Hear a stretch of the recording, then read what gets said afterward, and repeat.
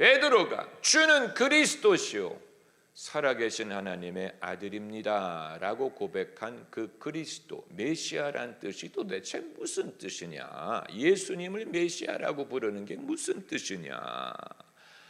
이제 모범답안은 왕이란 뜻이고 또 제사장이란 뜻이고 선지자란 뜻이다. 왜냐하면 그 세 사람들이 기름 부음을 받았기 때문에 이렇게 말을 하지만 그것만으로는 그래서 예수님을 그리스도라고 부르는 것이 왕, 선지자, 무슨 제사장이란 뜻이냐, 그 이상의 의미가 있지 않겠습니까?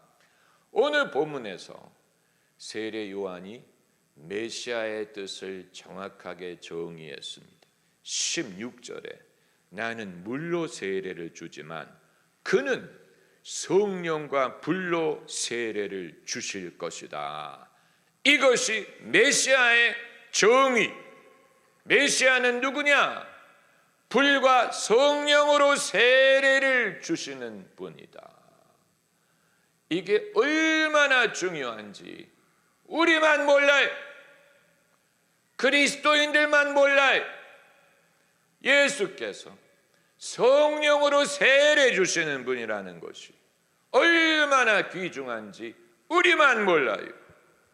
타종교에서 들으면 아주 부러워할 부분입니다.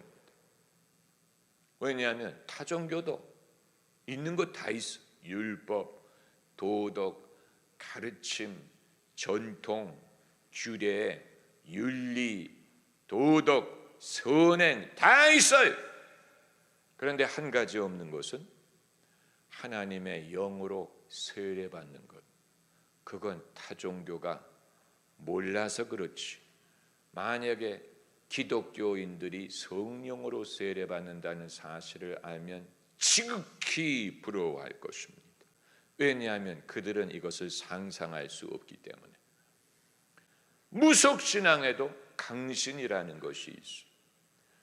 무속인을 두 가지로 분류하면 학습무당과 강신무당이 있다고 하죠. 강신무당은 신을 받아서 무당이 된 사람이고 학습무당은 공부해서 무당이 됐다는 뜻입니다.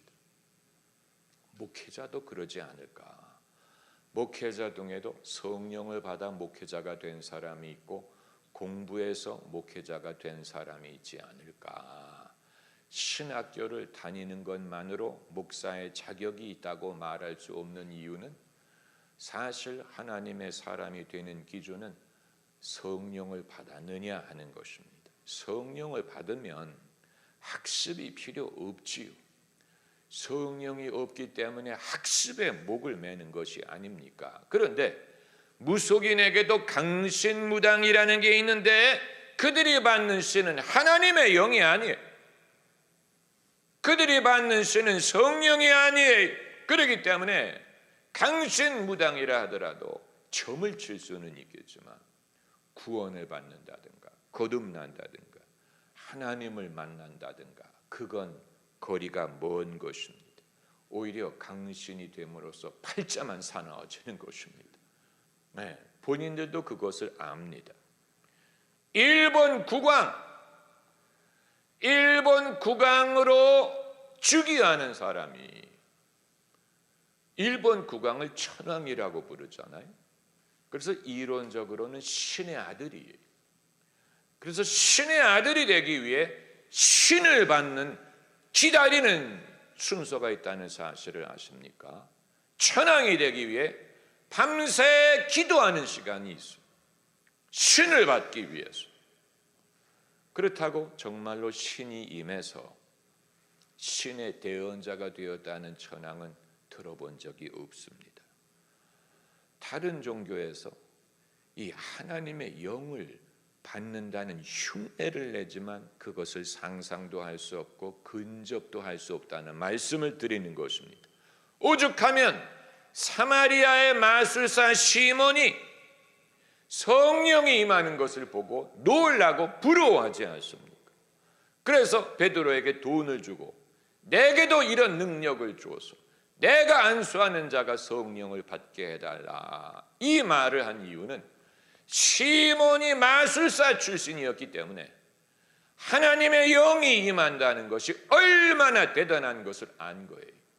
우리만 모른다는 거예요. 우리만 몰라요. 우리만 그게 얼마나 대단한 건지 몰라요. 타종교 출신은 그걸 알면 부러워합니다. 시몬이 얼마나 부러우면 내게도 이런 능력을 달라고 돈을 줬겠습니까? 타종교 출신이기 때문에 그것이 얼마나 귀중하고 신기한 것인지를 알고 있었던 것입니다. 그리고 오죽하면 세례 요한 본인이 나는 너에게 물로 세례를 줄 뿐이지만 그분은 성령과 불로 세례를 준다. 이 말은 세례 요한도 그것을 부러워했지만 할 수 없었다라는 말을 하는 것입니다. 이 시점에서 기독교인에게 성령을 받는 것이 얼마나 필수적인 것인가를 알 수가 있는 것입니다. 우리가 여기에다 물을 타면 안 됩니다. 예수께서 성령으로 세례 주신다는 것이 얼마나 귀중한 것이고 다른 종교에서는 그것을 부러워하고 흉내도 내지 못하고 안다면 그들도 예수님을 믿을 것입니다. 왜냐하면 다른 것은 다 가졌는데 하나님의 영이 임하는 것은 그들도 흉내낼 수가 없기 때문에 예수 안에서만 가능한 일입니다.